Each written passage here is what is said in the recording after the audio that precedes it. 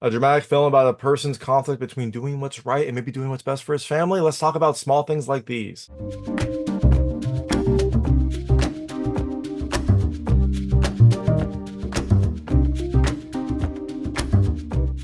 Hey everyone, it's David Stark from Watcher Pass. I'm here to talk to you about Small Things Like These, which is coming to the Middleburg Film Festival on October 20th, 2024, and then to theaters on November 8th, 2024. There's a new drama starring Cillian Murphy and Emily Watson. My hot take is, I actually think you should pass on this. I loved a lot about this movie. I thought it had a fantastic cast. I really loved the setting. The setting is just perfect.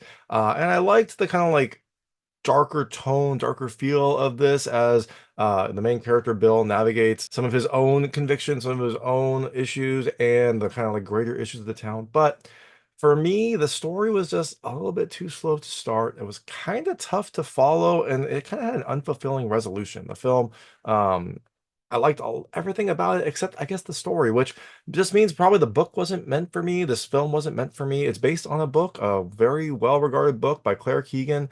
So maybe this is just not my kind of movie, but I actually didn't enjoy this as much as I expected to, given it has everything else I would love. It has a fantastic cast. It has a perfect setting. It has really great cinematography. The film itself has good components. I just didn't connect with the story. So, all that being said, I'm gonna tell you all about the film, a few things I like, a few things I didn't like, and then really quickly go into a recap. So, as you can imagine, there will be spoilers in the recap section. If you don't want to know what happens in this movie, I would turn it off when I get to the recap. Before that, though, I'll keep it vague. I'll keep it spoiler free. Let you know when I get to those spoilers.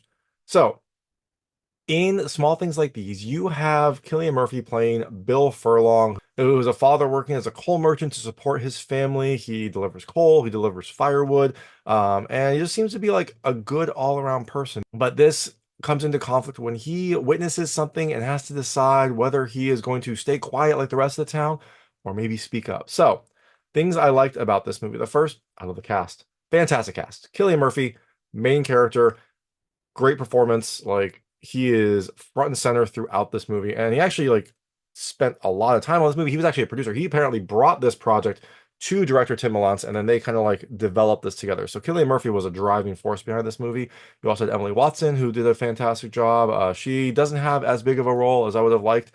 She is a main character, but you only see her very briefly. So overall, great cast. The second thing I love the setting. It is set in like a cold, dark 1980s Irish town that looks perfect. It looks, I don't know, kind of like run down might be the wrong word, but it looks like the perfect setting for this film. It feels right out of that time period. The director said that they basically didn't have to do anything in this town, so it was like a wonderful setting for this. It kind of fits perfectly with the period and the time and everything else about this movie. Third thing I love the tone. It has kind of like a darker feel, which is in line with this movie. Like the cinematography feels darker. A lot of it takes place at night or like overcast days. So you feel like this is a town that is like either beaten down or run down. And that is kind of a main driving force in this movie. So all that being said, things I didn't love as much. The first, it's pretty slow to start. I mean, you get a good look at Bill's life. You get a good look at his like daily routine, the kind of person that he is. But it takes over an hour to get to like the main conflict, which I'm okay with slow build films. It just felt like this movie took its sweet time. And I guess that's probably because of the book. The book probably does this as well. But for me, I wanted to get started a little bit earlier. It felt like this movie, it was almost like a slice of life at times. Like you kind of just get a look into Bill's life, into Bill's daily routine, which isn't bad. It just means when we finally got to the conflict, it was fairly late in the movie. The second thing I didn't love as much, the story is kind of tough to follow. Again, that could be because it's like a slice of life. You don't get a ton of explanation. You don't really even know who some of the characters are. Like there are flashback scenes where there's almost no explanation of who these people are and what their relation is. You just kind of have to like figure it out. And sometimes it's relatively easy, sometimes it's not. And this is not helped by the fact that Bill's character is not very verbose. He doesn't really say much. You kind of like watch him. And so sometimes some of the people I didn't know who they were. I didn't know like how they were connected, and you just kind of are supposed to understand that. And the last thing I didn't love as much, kind of an unfulfilling ending. Again, this could be just because it takes so long to get to the conflict, but after you get to the conflict, it feels like this wraps up very quickly. So all that being said, Small Things Like These is coming to the Middleburg Film Festival on October 20th, 2024, and then nationwide in theaters on November 8th, 2024. I think you should probably pass on it, but that could just be me. This could just be not my kind of movie. So If you do see it, let me know what you think. Let me know what you liked and didn't like. I would love to hear it. And I'm going to really quickly go into a recap right now. So if you don't want to know what happens in this movie, I would turn it off now because there will be spoilers. So, in small things like these, you have Bill, who is the main character. He is like a cold delivery person. It seems like he delivers firewood also. He um, shovels the coal, delivers it to people, kind of like goes throughout the town, helping people with their heat. And seems like he's making, a fine life. It's not a glamorous life, but they are getting by. He has a family of four daughters. He has a loving wife. Their house seems fine. They have food. They seem very happy. They seem very happy with each other. And apparently they're, putting some money away. So it seems like they're doing great. This all comes to a head, however, later down the line when something happens. We'll get to that later, but a lot of this film, you kind of just see Bill's life, see him deliver. He seems like a really good person. He sees like, occasionally some kid will be walking and he'll like go up to him, make sure he's okay, give him a little bit of money. He gives some money to like a local business for some of the workers there, I think, for like a Christmas bonus, things like that. Even though he doesn't have a ton, he is very generous with his heart. He is very generous with the money that he does have. And so he just seems like a genuinely good person, a quiet person. He doesn't talk very much, but he just seems like a good person. Now, early on, we see a conflict, not the main conflict, but a conflict. You see someone as Bill is delivering coal to I think a convent, some lady is being forced into that convent. She seems to be going against her will. Her parents are dropping her off, like forcing her into here. I assume it is because maybe she's like pregnant or an unwed mother, one of those things, and so she is forced into this convent.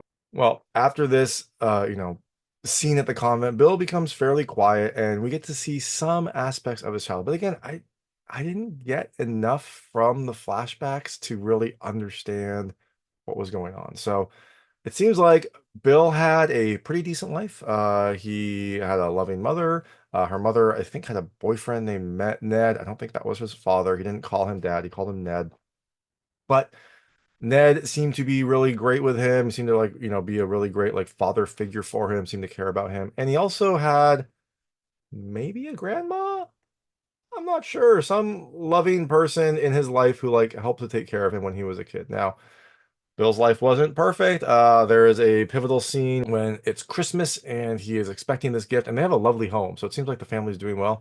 He's expecting, I think he wanted a puzzle. And he opens the gift, and it's like a hot water bladder so that he could like fill it with hot water, put in his clothes, and be warm and cozy at night. Sweet, but probably not what you expect for Christmas. So this is a pivotal scene for Bill. He like goes outside crying, and then Ned comes up and like makes him feel better. He's like, hey, next time tell me, and I'll tell Santa, and I'll make sure that Santa knows what you want. Things like that. So Ned seems to be a good person overall, but I didn't get enough of like Bill's trauma, like what this caused, because later we do find out that Bill's mother seems to have died, like from it seems like maybe a brain aneurysm. We don't get a ton of information. We know that Bill saw her when she was lying on the ground. She had like blood coming out of her nose. So I think it was probably aneurysm. Not sure. And then that's kind of all we get. It seems like Bill and Ned didn't stay in close contact after this. It seems like maybe he abandoned Bill. I don't know if Bill went into a convent. We don't get that information, but it seems like that event really affected him. And then later we find that like Bill and Ned aren't very close because he goes to visit Ned and like doesn't realize that Ned is in like a hospital or something like that. He sees like maybe Ned's daughter, I think, maybe someone else. Anyways, that is kind of like the trauma that we get from Bill. Now, we start seeing this, but we also see a big scene partway through. This is not the big conflict, but this is kind of like the first inkling of it. When Bill is delivering coal to the convent, a girl comes up to him and like begs him to take her with him. Like she says, like, take me with me, I'll work in your house. Like, just please take me with you, take me with you. Uh, the nuns see this, they yell at her, she goes back, but this was like another trigger for Bill. Like maybe something is going on in this convent that's not great. Now he talks to Sister Mary. She seems, to dismiss all of this. He has an invoice for coal, but that scene kind of like goes away. Now later, he's delivering coal early in the morning. I guess he did this earlier because he hadn't been able to sleep recently, so he got up early, got the coal in, did the delivery, and when he's delivering coal, he finds someone locked in like the coal storage room. So not a great place. It is cold. It is dark. Seems like she's been there for a while. I think she mentioned she's supposed to be in there for 5 months. Not great. Not a great situation. This is the same person I think that came up to Bill when he was there earlier and asked to leave. So he takes her with him back to the convent.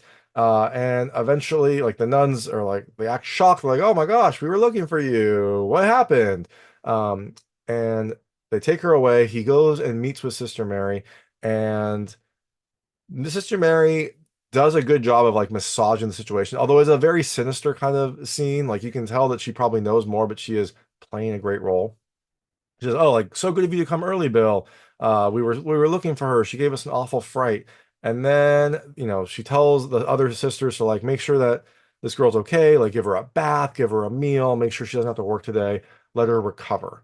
So while Bill is there, he collects on that invoice he's been waiting for, and Sister Mary gives him the invoice money, but then also gives like a bonus, like for the family, for his wife. Seems like maybe a payoff, although it's not said that way. It is a bonus for the family for Christmas. Yay, so they can have a nice Christmas. Bill accepts it and goes home, but he doesn't really seem to be happy about it. He just kind of like leaves it in his pocket, doesn't think about it. I think he's thinking about this girl. Her name is Chelsea, like her situation. And so he goes home. His wife finds it. She's very happy. He's like, "Oh, so generous." But Bill is very quiet about this. Now, it doesn't affect him a ton because they still do Christmas stuff. He buys his wife a nice present, some nice shoes that she'd been waiting for. He gives some money to some other people. It seems like, Bill is kind of like letting this go. Although this does bring up more of his childhood trauma. We basically talked about it all. His mom died when he was young. I don't know what happened after that, but that seemed to be a very traumatic moment, as you would expect. So one of the things, though, that is concerning here is that this is a small town. The Catholic Church is the only place where people can get education. I think especially girls can get education. And so there is a conflict here because Bill has four girls. They need an education. He wants them to do well. And so if he does something to anger the church, they are probably not going to let these girls into their school. And then they're not going to get an education. And then who knows what will happen to them. But that is an internal conflict. Bill gets warned to be careful from a friend named Mona. She says, "Don't make a nuisance of himself. Like, think of his kids. They might be denied education." So things that are happening in this town, as you would expect in a small town, start to get around. Now, you would think there would be a big conflict here, like a big internal conflict for Bill. You don't get that. What we do get is later, Bill goes back to deliver coal to the convent and finds this girl locked up again in that room. And this time he doesn't go take her to the sisters.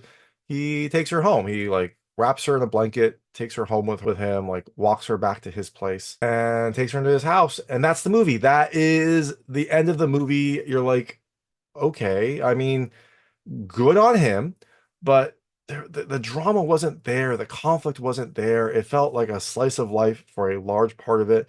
And then the big conflict happened like an hour five. And then by an hour 20, we were done with the movie. So I think it just didn't have the right pace for me, didn't have the right, like, drama for me, things like that.